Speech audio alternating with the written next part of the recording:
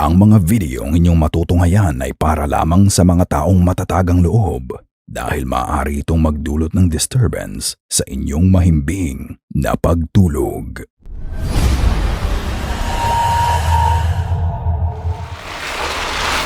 The Phantom Friend.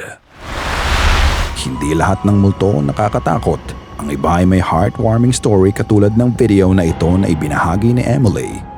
Ayon sa kanya, may bagong kaibigan ng anak niya na tinuturing niyang best friend.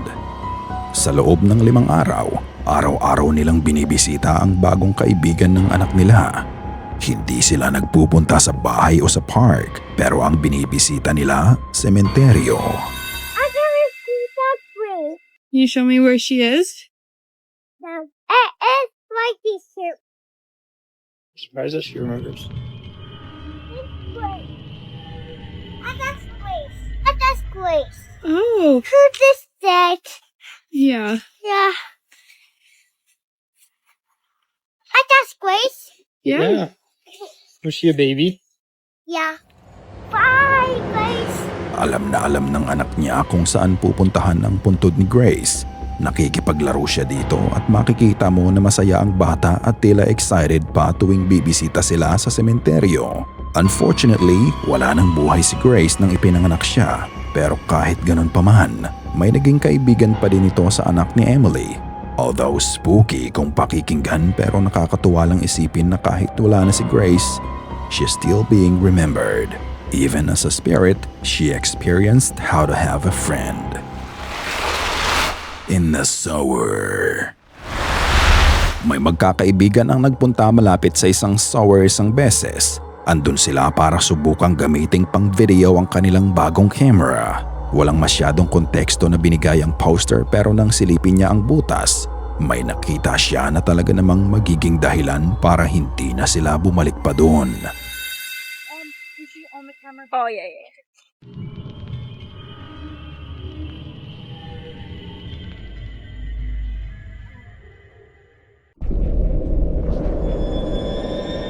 Get up right now.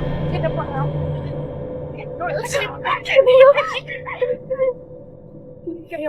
there's something else. I wasn't fucking kidding. What's the one power? What's that thing? What's that thing? What's that thing? I swear to God. No, it wasn't. Nakita mo ba yon? Pagsilip niya sa loob ng kanal, makikita mo ang isang pares ng mga mata at makikita mo ang isang taong nakatalungko. Ngunit ang sabi naman ng ibang nakapanood ay para nga daw itong malaking paniki na nakabaliktad. Matapos na mapansin ng nagbi-video ang kakaibang figura sa butas, hindi na nga siya naghintay at tumakbo na lang kasama ang mga kaibigan niya. Dahil sa na-experience nila doon, hindi na nga nila muli pang binalikan ang lugar na to. Ano sa tingin niyo ang na-capture nila nung araw na yon? May dark entity nga ba sa loob ng kanal? Ikaw na ang magpasya. The Divorced. Si Victoria ay isang content creator at ang madalas na laman ng content niya ay tungkol sa divorce process niya sa kanyang ex-husband. Ipinapakita niya dito ang hirap na dapat pagdaanan para sa ganitong proseso. Lahat ng mga sakit, anxiety at iba pang nararamdaman niya. Kahit ang laban para sa custody sa anak nila, hindi nga nagtagal ay natapos na nila ang mga dapat ayusin at tuluyan na silang naghiwalay ng asawa niya. However, hindi pa din pala dito matatahimik ang buhay. Dahil matapos ang divorce at makaalis ng dati niyang asawa sa bahay, nagsimulang magkaroon ng mga kakaibang bagay ang nangyayari sa loob ng kanilang pamamahay. So, random things that were left here of Josh's break at the house. Just will be standing there and it'll just break. You're kidding me. No, it's happened 3 times. Yeah, that's interesting. So the bowl outside broke. Lamp that was in the corner of the room had moved across the room in the middle of the room and broken. There was glass all in my bedroom. His lamp was cracked in half on the couch. What the hell was that? Where's Kingston? Right here. Both the pets are right here. Okay, I'm telling you, it's the weirdest shit. I mean, it's not a big deal. It's probably going to be something of Josh's. Oh my god, it's his mirror. Get everything that belonged to him out of the house. Habang kinukwento niya ang mga nagaganap sa kanyang kaibigan sa video chat, sinasabi niya na ang mga naiwang gamit ng kanyang ex-husband sa bahay ay kusa na lang nasisira ng mag-isa. Habang nagkukwento nga siya ay bigla ka na lang may maririnig na bumabagsak sa kabilang kwarto.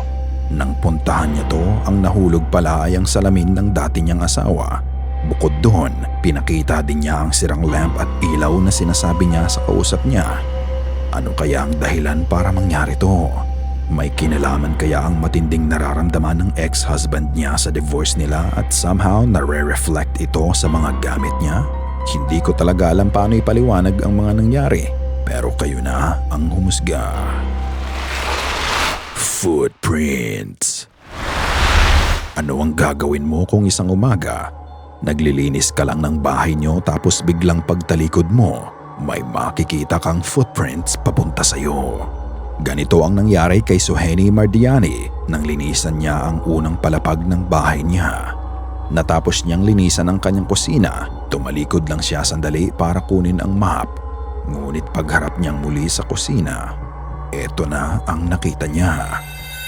May kejadian lagi itu. Pagi ini aku lagi bersihin lantai bawah. Aku pakai kaos kaki dong. Aku masih ngepel. Lihat ada yang ngebuntutin tuh. Tuh. Tuh. Anjing memang. Ada yang ngebuntutin. Semalam itu mukaku ketempelan tangan, nggak tahu. Ini aku masih ngepel, cowok. Aku pakai sendal, jir. Dan di sini nggak ada orang sama sekali, sumpah. Orang rumah belum pada bangun ya.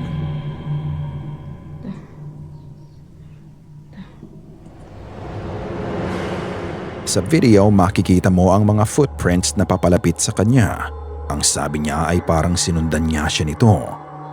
Ang nakakakilabot, siya lang mag-isa sa bahay ng mga oras na yun. Ipinakita din niya na nakasuot siya ng tsinelas kaya imposibleng paan niya ang makikitang bakas dito. Bukod doon, ipinakita din niya ang kanyang paligid ngunit wala kang makikita na kahit sino doon. Kung ganoon, paano nabuo ang mga footprints na nakita niya sa kusina? Is she actually being followed by a ghost in her own house? Kung ikaw ang nasa kalagayan niya, ano ang gagawin mo? Haunted Corner. Isang daan sa Toledo, Spain ang pinaniniwalaan ng mga tao na may kakaibang puwersa. Dahil noong 2020, maraming aksidente ang naganap at lahat ito ay nakunan ng CCTV nila. Ang unang aksidente ay ang pagtumba ng isang motorista sa daan. Bigla na lang itong bumagsak ng walang dahilan.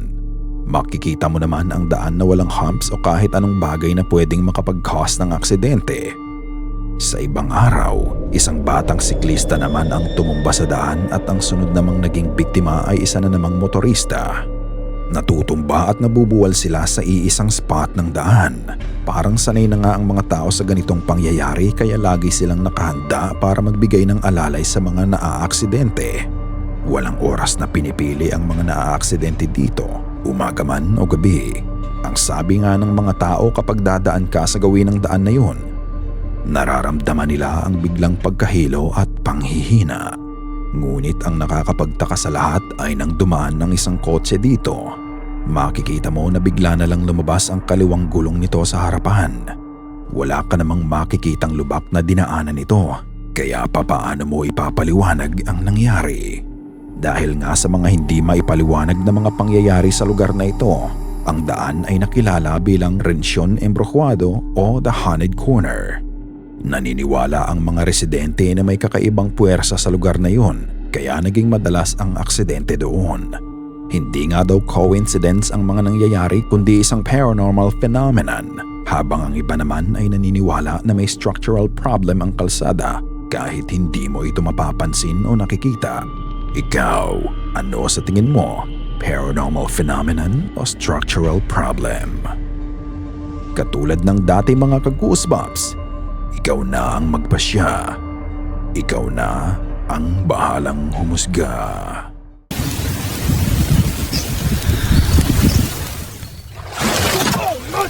Oh my!